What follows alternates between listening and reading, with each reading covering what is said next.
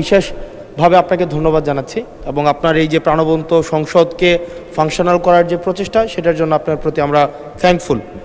আমি প্রশ্নটা মূলত হচ্ছে প্রবাসী কল্যাণ মন্ত্রণালয় থেকে যে উত্তরগুলো দেওয়া হয়েছে আমাদের কাছে মনে হয়েছে আন্তরিকভাবে প্রচেষ্টা করছে, সেজন্য ওনাকেও ধন্যবাদ জানাচ্ছি। আমাদের মাননীয় প্রতিমন্ত্রী এবং দীর্ঘদিনের সহযোদ্ধা আমাদের প্রবাসী কল্যাণ ও বৈদেশিক কর্মসংস্থান প্রতিমন্ত্রী জনাব নুরুল হক নূর।